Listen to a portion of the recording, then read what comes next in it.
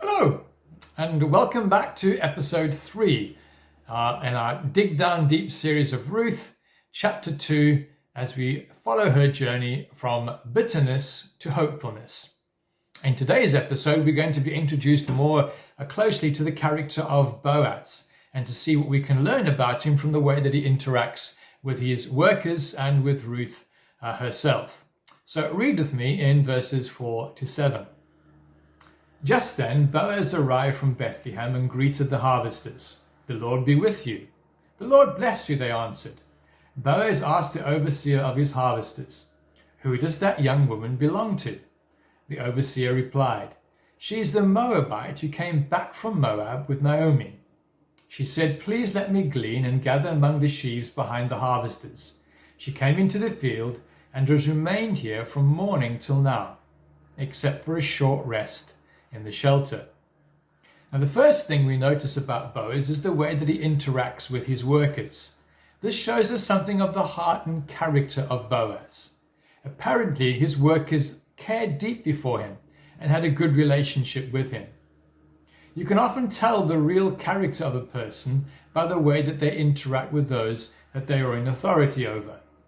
If you ever want to know just how spiritual you are, then if you're brave enough, ask those who are closest to you for their honest opinion.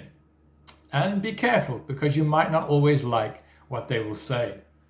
Now, this idea of character is something that is a key concept that runs through the book of Ruth, and is an important one for us to get hold of. We also see something of the heart and character of Ruth in the way that the overseer talks about her to Boaz. Now, there is a sense in which gleaning was a right that she could have taken hold of. She could have approached the overseer and quoted Leviticus to him and demanded what was hers. But we see instead that she approaches in an attitude of humility and kindly asks for permission to be able to go ahead with the gleaning. Now, Ruth may not have known it, but she was under inspection. The supervisor was looking at what kind of job she did, and he was impressed by what he saw. We would do well to remember that in life we are under inspection too.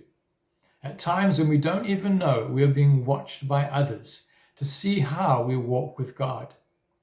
And what they see will make a difference. Let's have a look more about the kindness of Boaz. Verses 8 and 9. So Boaz said to Ruth, "My daughter, listen to me. Don't go and glean in another field, and don't go away from here. Stay here with the women who work for me. Watch the field where the men are harvesting, and follow along after the women. I've told the men not to lay a hand on you. And whenever you are thirsty, go and get a drink from the water jars the men have filled." In this section, we see the continued kindness of Boaz towards Ruth. Now, Ruth at this time was a complete stranger to him. At this point in our journey, it's important to introduce another key concept found in the book of Ruth, and that is the idea of redemption. When we get into episode 4, I'll talk to you more about this idea of a kinsman redeemer. But for today, I want to look at the idea of redemption as evidenced in the way that Boaz interacts with Ruth. So what is redemption? Well, redemption is the idea of buying something back and restoring it to its original purpose or design. It's an important reality to get hold of in our lives and to live out of on a daily basis. Redemption is another way of talking about how we can have a right relationship with God that starts when we first ask Jesus to be Lord and Savior of our lives and continues throughout the rest of our life. In the Bible, it relates to the way that Jesus first makes it possible for us to have a relationship with him, and then talks about how everything in our lives can be redeemed or brought back into his purposes. Some key ideas relating to redemption will appear on your screen now. In Titus, it talks about Jesus giving himself to redeem us from all wickedness and to purify us as a people for himself. In Isaiah, there's the promise that Jesus has swept away our offenses because he has redeemed us. In John, it says that the Son sets you free, you will be free indeed. Redemption has an element of freedom to it. In Psalm 34, it talks about how the righteous cry out and the Lord hears them. He delivers them from all their troubles. He is close to the brokenhearted and saves those who are crushed in spirit. In verse 19, it goes on to say that we may have many troubles, but the Lord will deliver us from them all. And in Joel, it talks about God restoring to us the years that the locusts have eaten.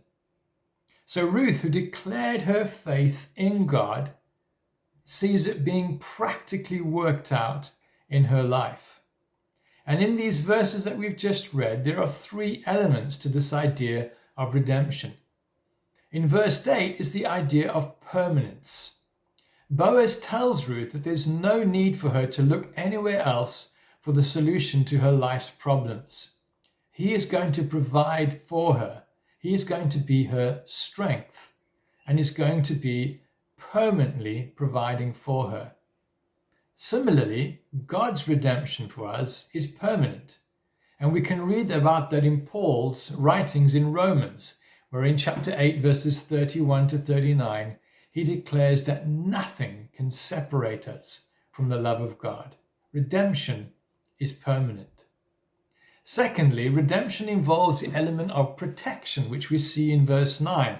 Boaz brings security to Ruth.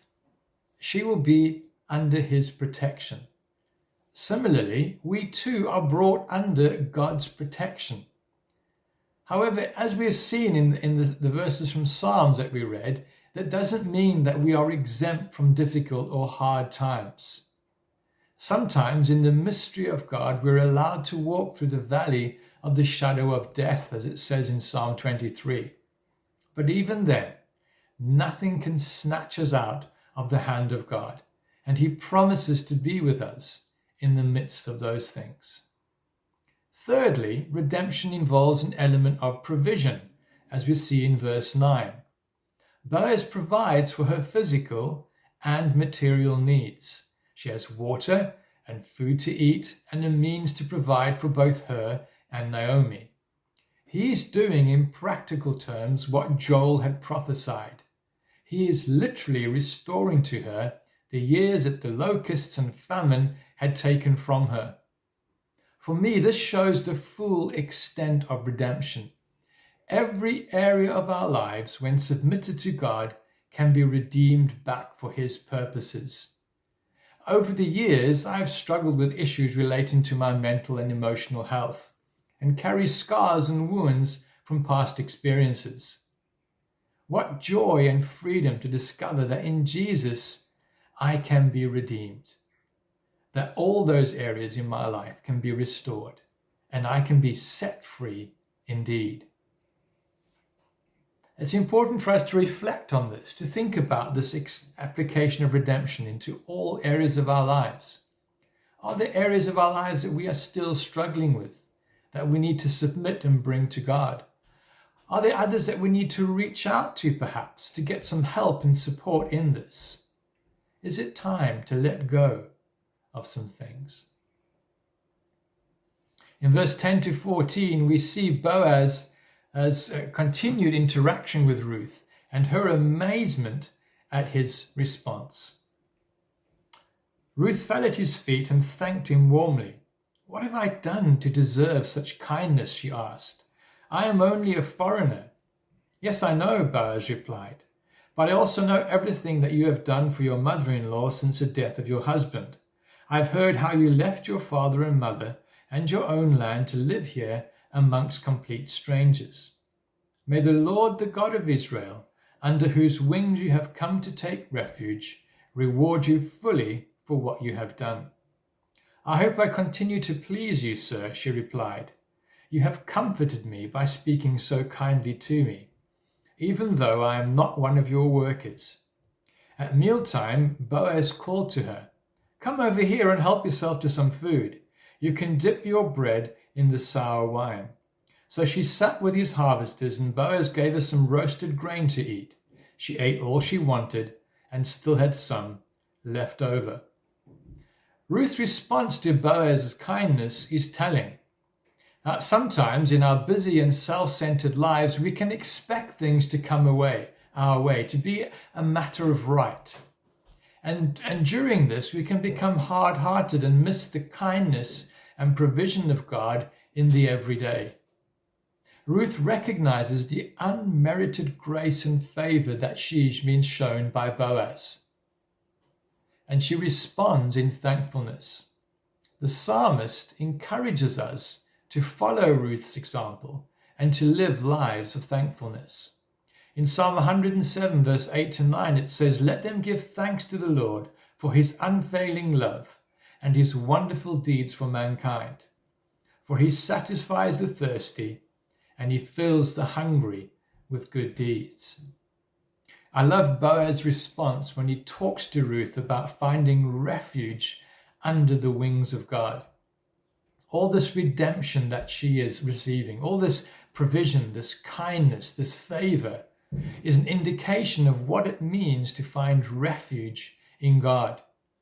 The reality, though, is that Boaz is the one in whom himself is the provision of that answer for Naomi and Ruth. That he, in practical terms, is being the one that provides that refuge. It's a reminder that we too can be a refuge for others. We can be the answer for those in need. This particular section finishes with some final instructions from Boaz to his workers. Read with me in verses 15 to 17. As she got up to glean, Boaz gave orders to his men. "Let her gather among the sheaves and don't reprimand her. Even pull out some stalks for her from the bundles and leave them for her to pick up, and don't rebuke her." So Ruth gleaned in the field until evening. Then she threshed the barley she had gathered, and it mounted to about an ephah, which is about 13 kilograms. This encounter with Ruth has Boaz leaving some final instructions to his workers. And these instructions are to continue to look out for her and to show her grace upon grace.